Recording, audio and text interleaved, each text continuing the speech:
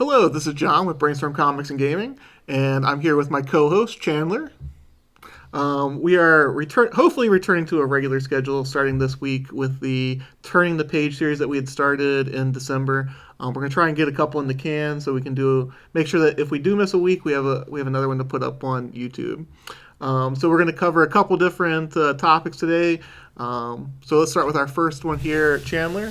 I know that the first one's going to make you very excited. Chip Zdarsky is coming to DC Comics. He is taking over a new title, or he's starting a new title, Batman Urban Legends. How does this make you feel, sir? Makes me feel great. That's my boy. He's been killing it over there. He's got a lot of great independent stuff. Stillwater, it's a creation of his. I think they're about 5 issues in now. I've been really enjoying that book. Daredevil, as we saw, Daredevil 25 kind of blew up. I've been on that book since the very beginning, and he's been consistently setting up a really, really great Daredevil story. Starting to put him on the map across the board, not just for Marvel fans. And that's the same kind of street level, gritty character. That's why I'm excited. I'm also excited that the book is going to be, at least for the first 6 parts, heavily featuring Red Hood and some other like street level characters that I think he has proven with Daredevil that he can write very, very well. Batman being one of my favorite characters. I also love Red Hood, so I'm very excited for his take on this. Well, so when we were talking about like things that we hoped for DC, starting with Future State and stuff that followed Future State, was that they would get in some new writers and hopefully get some new blood in there. Hopefully, go in a slightly couple different new directions for things and get it going that way. So I know that this is probably like this is right up what we were hoping was going to happen with. It feels good. It feels like a step in the right direction. Still uncertain with everything moving forward, but getting talented guys like that to be able to write characters that people care about is always a positive. Yeah, hopefully they can get him writing some other things also, maybe like Green Arrow. I think he would do well on that one also. But now, on the flip side, I will say that also it is one of the main characters, which is also what people were afraid of, that they would only focus on the top 4 or 5 characters and go from there. I know not to bring you down because I know that you're very excited. Riding a high, don't take me down. We need this. It's 2021. So I'm very excited about it also. Do you remember the artist that was attached to that one? I don't remember off the top of my head. I believe it was Eddie Barrows. Okay. Is the one drawing for that. I know they also have a couple. It's a $7.99 book. They have at least 2 or 3 stories. His will be the main story for most of the book, but there's a couple backstories I know featuring the Outsiders, Black Lightning, Katana, Metamorpho, some, again, street level, lower level characters working around in Gotham City, and I think that'll be going on for a while. They have different creative teams coming in for those, but I believe at least the first 6 issues is going to be art by Eddie Barrows and written by Chip Zdarsky. I know we're both excited about that. So moving on to topic number 2. This one was kind of a shocker to a lot of the Marvel fans because they expected X-Men to be the first of the Fox properties to be integrated into the MCU. Instead, Kevin said it was going to be the Fantastic Four. Your thoughts on that? First families coming to the big screen, maybe for the first time, to be done correctly, how Marvel actually wants it to be portrayed. I know, obviously, there are big fans of the original movie in 2005, where that had what is now Captain America as Johnny Storm, and some people love that series. The sequel, not so much. Some people love both, has that nostalgia, but honestly, not really as much as what they were hoping for. Now, it was still leaps and bounds ahead of what happened a couple years ago that they put out that everybody, even the director of the movie, universally has said, awful, can't believe that happened. So I think getting all of these characters back in-house, that was the hope that people, and especially really big Marvel fans, were excited that maybe for the first time ever, they get to see some of these characters that they've been reading since they're little kids, who's been around, Fantastic Four for decades and decades now, done correctly under the tent right now that Kevin Feige is building with this really great Marvel Cinematic Universe. I think a lot of people are excited. Now, again, it's just a very preliminary announcement. There has been no casting decisions made. There's been really any timetable. We'll see where it goes. So people are optimistic, but like you said, I think the bigger purchase, the bigger thing people were assuming coming out, not immediately, but sooner, I think, was X-Men. So for them to say, not quite mention any mutants or X-Men yet, but to say, no, Marvel's first family's coming, be excited about that.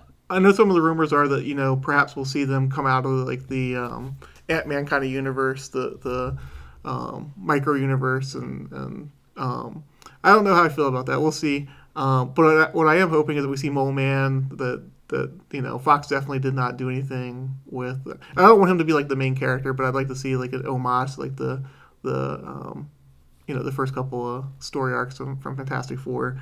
I think they have a lot of potential to definitely pay homage to things that Fox did not. It seemed like they were trying to straddle the line between being new and like. Right.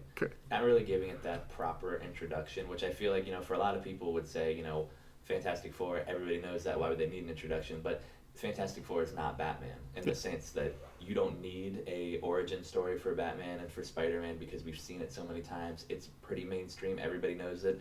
Not everybody, even though we have had a couple movies more recently, not everybody knows everything about the Fantastic Four, how they got started. So I think, like you said, acknowledging their roots and, Jack Kirby and all that great stuff from their origins and getting there, while again, not keeping it entrenched in the 60s, although there is, like you said, there's a couple theories of what's going on. One being they come from the microverse, one being they kind of have a Captain America-esque where they were stuck back in the 60s working with Hank from the Ant-Man movies and the original Avengers. Something happened with them, they got stuck, and now they're kind of spit back out, taking over what used to be the Tony Stark's Avengers building in New York. Like, oh, the Baxter building, we're going to get back in, and they're kind of lost in time. Different decade, early 60s instead of the 40s, but some people have also speculated that, which would be an interesting take. Not sure if that's the one they're going to go with or that's the one I even want to see, but I think you're right. There's a lot of opportunity. They could even play off the. They could even play off the whole bringing the people back at the end of like Endgame and everything, like how it kind of altered the reality a little bit. There's a lot of things they could do. Sure. Number 3 for the topics of this one is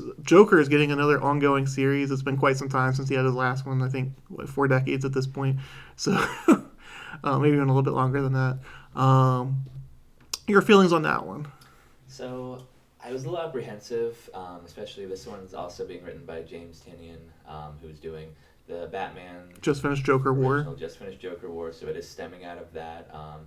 But I was a little hesitant to have a book completely about Joker because, not that he doesn't have character depth, and obviously we've seen in the movies it does very well. A lot of people love the character, but he is sort of tied to Batman. So to have him kind of branch out on his own, it said, well, what are you going to do? Is it going to be, just like a laughing fish a week? Is it going to be something like that? But from what I have read of that, it is actually also just as much about now ex-Commissioner Gordon, who is kind of on like a one-man Harrison Ford manhunt, hunting down the Joker after Joker War. He's in communication with Barbara. She's kind of his person on the inside of the Bat family, talking to him, getting him through, helping him track down Joker. So I think having that added depth to it and still keeping it grounded around some of the Bat family and the characters, I think will help make the series more successful, rather than if he just took the character and kind of sent him off on his own and it was just solely focused on Joker. I almost hope they make him like an agent of chaos, like where he's just like out there wreaking havoc. He doesn't even care. He's just trying to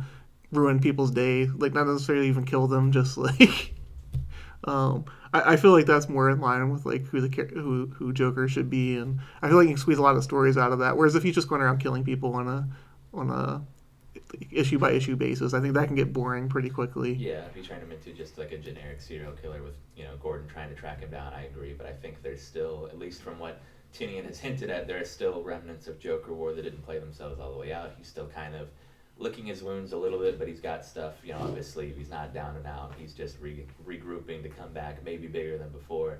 And the other interesting thing is that it also features a backstory co-written by Tynion, featuring Punchline, and the last we saw from her was her one shot, which we talked about before in other episodes about how the one shot was really important in the sense that it really helps differentiate her from Harley Quinn, but it also differentiates her to, I'm just not some girl who painted her face with a clown and is like Joker's lackey. Like, I have my own plans and I have my own things going on and I could be a real threat all by myself. I don't necessarily need Joker. I had that fixation. He's my inspiration. That was a stepping point. He was my inspiration, but I'm not tied to him. I'm not, gonna like fall to pieces the second he's gone, or maybe is killed or disappears or goes to prison. Like, gonna do just fine on my own, and I have my own plans for Gotham. So that'll be an exciting backstory. I'm really excited about that one. I'm hoping it does well. I'm looking forward to. I like Eddie Barrow's art also, so I'm interested in seeing where that one goes. Absolutely. All right, our big topic for this episode is how did DC get in the state that it's in now? Going into future state, and then what's the next one called? The next phase that they're Infinite Frontier.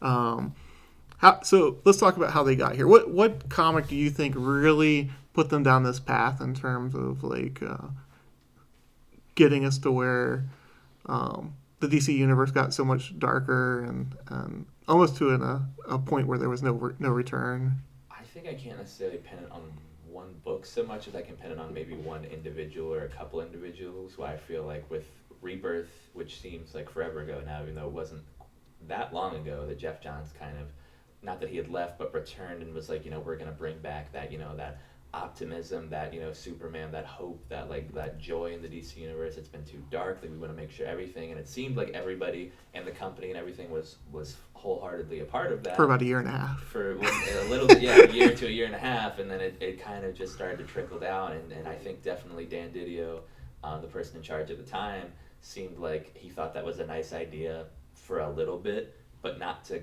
continue the direction out. And then slowly but surely, other people, Scott Snyder was able to have death metal and other things, which I did enjoy, but didn't fit the tone of what was going on. And then afterwards, completely rearranged everything by taking over Justice League, spitting out new characters that happened from death metal, which were fine, but definitely had that darker, grittier tone, and kind of eventually spread out to either people were removed from titles if they weren't following that same type of like dark direction, or titles were just dropped altogether and moved on, until it kind of had an inevitability that eventually it was moving towards something that was not what it seemed like they were trying to do, at least from Jeff Johns' vision of Rebirth to begin with. It turned into something much darker and much more chaotic. And then with Dan Didio's removal, or firing, quitting, whatever, we may not ever get the whole story of what actually happened.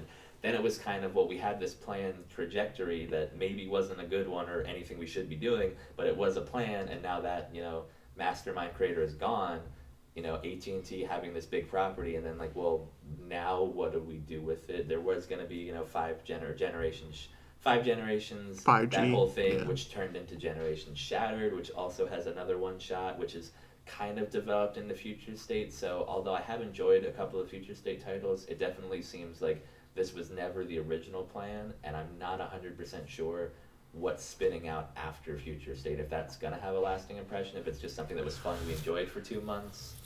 So I would go a little bit further back. And I've talked to you about this before. I think Identity Crisis definitely kind of set us on this path. When the heroes started fighting with one another, like some of them were okay with mind wiping supervillains. Other ones were very not okay with it. Some of them were got mind wiped without their knowledge, which ticked them off even more than what they normally are. If you haven't read it, it is a good story. By no means am I ever saying that that's a bad story. I just wish I really enjoy it. It is very dark. I wish it had taken place outside of continuity. That's my main concern about it. But I would even go further back than that. And I have a love-hate relationship with Jeff Johns. Some stuff I love, some stuff I hate. When he started bringing back Barry Allen and Hal Jordan, I feel like they went back in time. DC, as much as Marvel gets all the credit for being the progressive company and seemingly in real time and real life, DC is the one that actually like has legacy heroes and has moved forward with different characters. We've seen it go from Jay Garrick to Barry Allen to Wally West to Impulse. Like there's a progression to the characters. I mean, the three main characters, Batman, Superman, Wonder Woman, they pretty much stay the same, but like they're also like the top tier characters.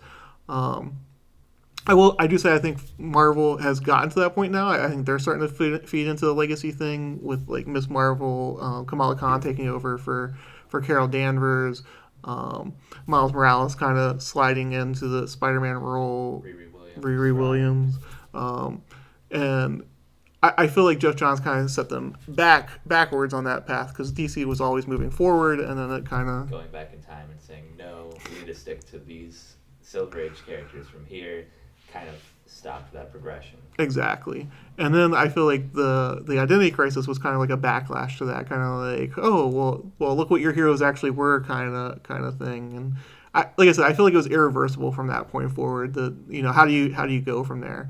And DC, like 10 years before that with Kingdom Come, had kind of made fun of like that potential future because they were kind of making a statement on comics at that time, which were all grim and gritty. Everybody had big guns, and they didn't care about whether they killed civilians on their way, like to stop the bad guy and things like that.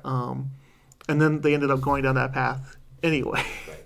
So, um, I don't know. Your thoughts on that was whether you think like the roots may have. I think that's definitely like you said, if not the cornerstone of how that came about. I think that definitely there was the change in the wind, and I do agree, seeing it from that point of how you do have a lot of great legacy characters. If they had moved, with Flash 2 generations ahead almost, Green Lantern, you had Kyle Rayner, you had other characters for several different, again, not the Trinity, but for several different of the side characters had that momentum of moving forward. And then it does kind of, obviously the stories aren't necessarily bad, or Flashpoint, which we have found out now actually ended up being a lot different in New 52 than Jeff Johns had actually wanted in the first place. Again, Dan Didio putting his hands in things, but that's a whole other conversation for another day. But it does feel like going backwards at the time, which was really nice for people who loved those characters so much.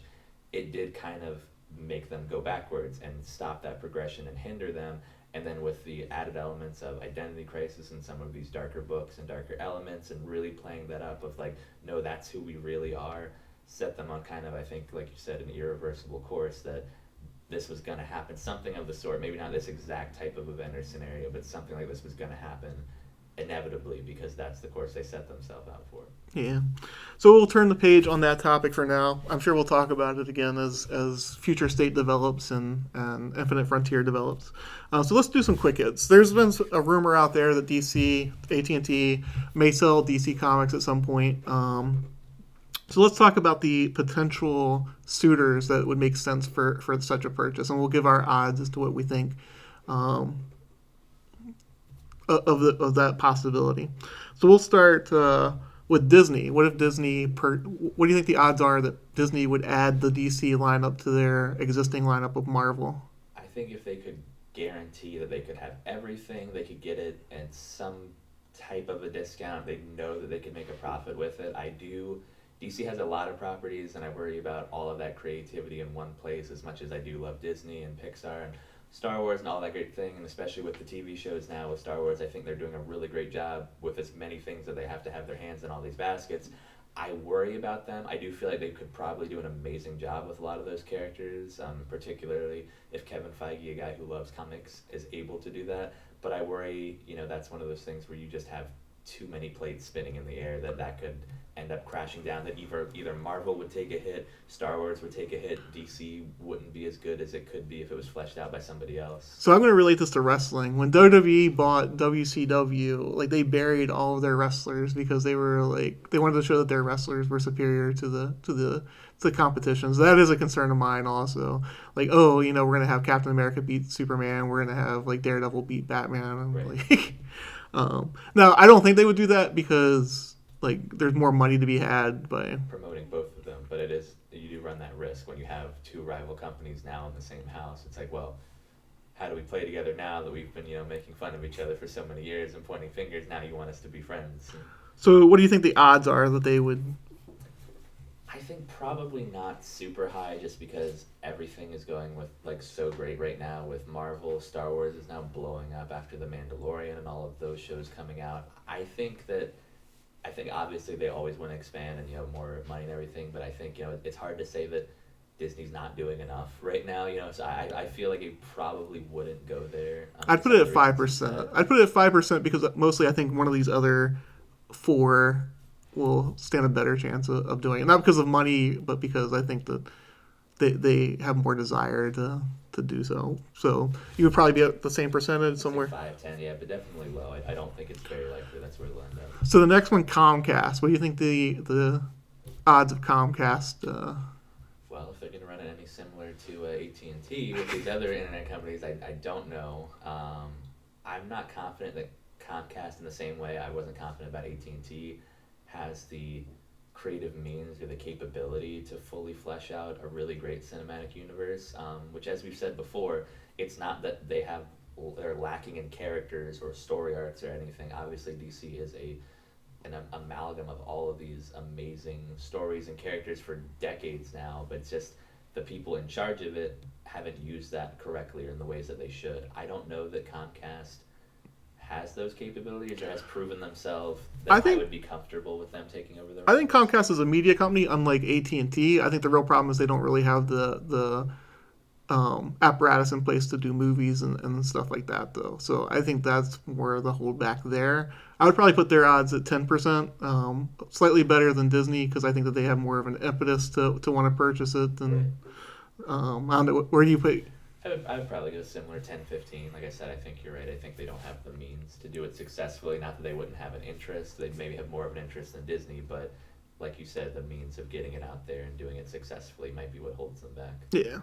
So we'll get into the ones that I consider probably the bigger three that have the possibility. I'm going to skip to one of them. Apple. Apple's launched their own media platform.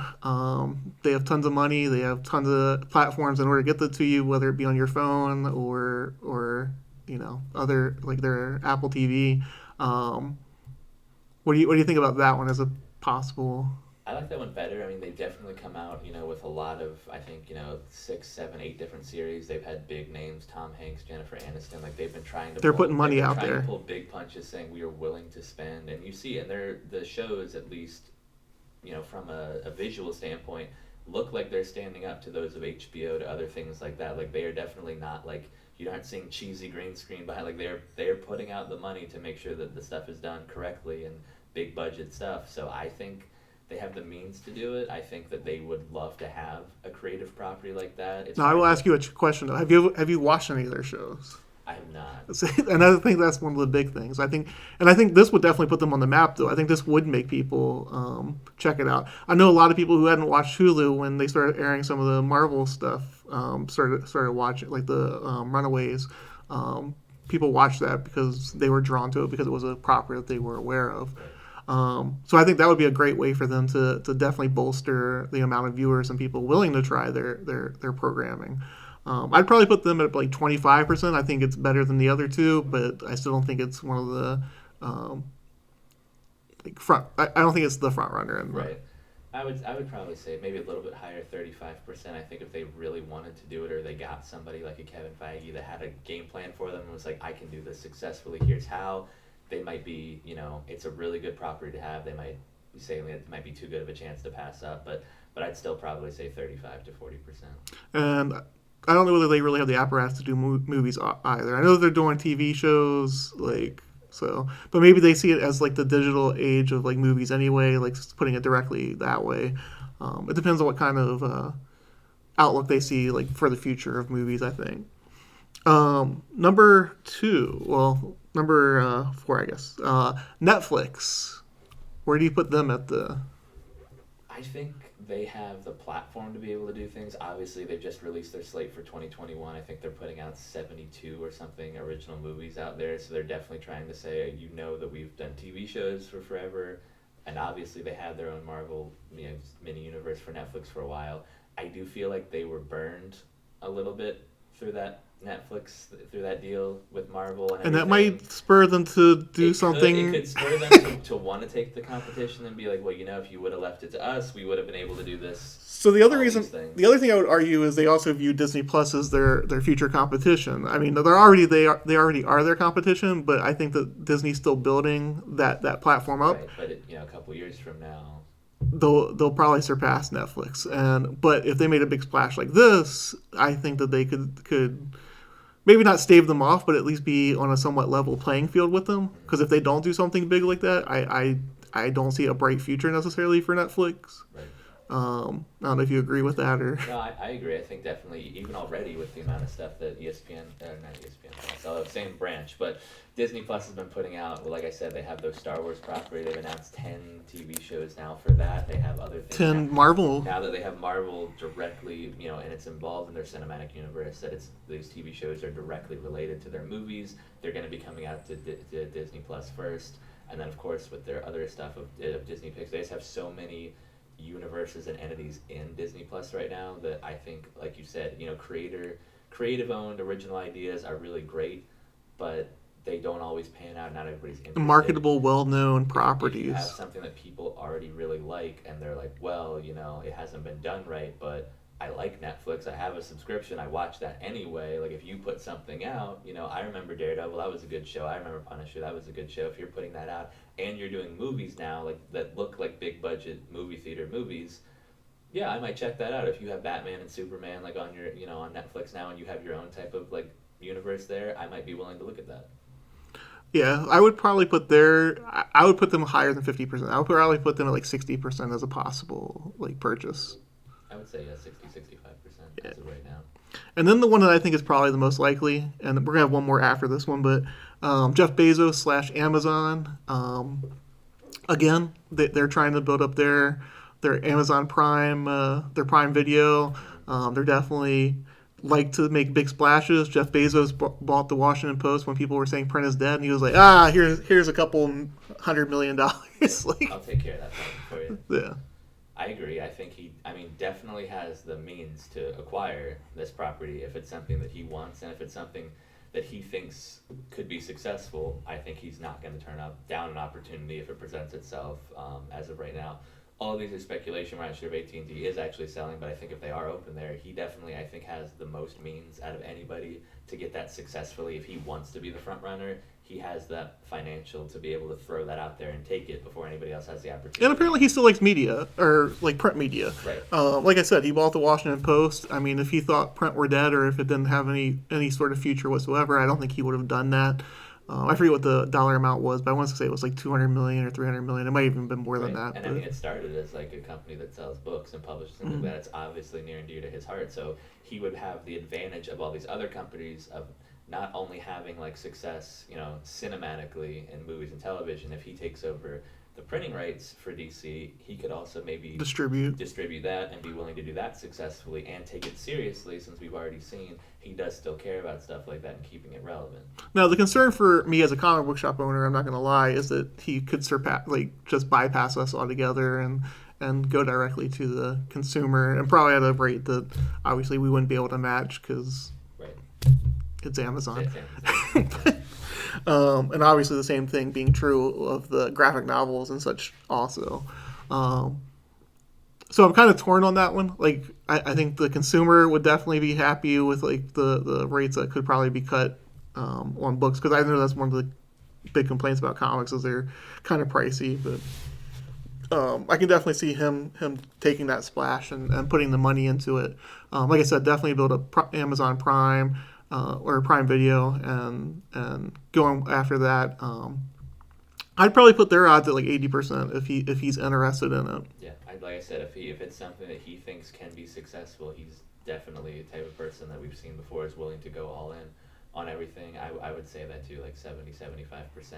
If they are indeed willing to sell, and if it's something he's interested in, I think if he wants it, he will take it.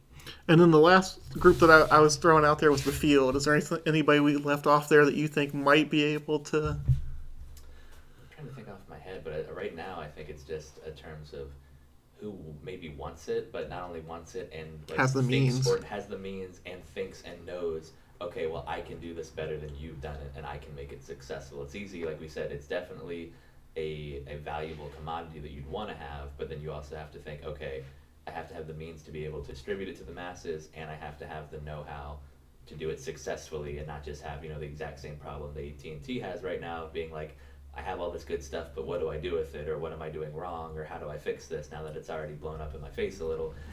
If they take that on, what's going to stop them from that happening to them? So I think we listed the main ones that had the means and everything. Jumps out to me as anybody else that I could think of. The reason I do like Amazon as a possible purchaser also is, like you said, that they do believe in print as well. Obviously, like I said, I have my other concerns about it, but Sure. I don't know. There's so much pessimism about the future of the print media that like I said, that one has the most it appeals to me the most in terms of keeping the print alive. Right. But, do you have any closing statements? Yeah, like I said, we're excited about Chip. Stuff coming out after Future State. I know that now they've obviously released a lot more titles about ongoing stuff.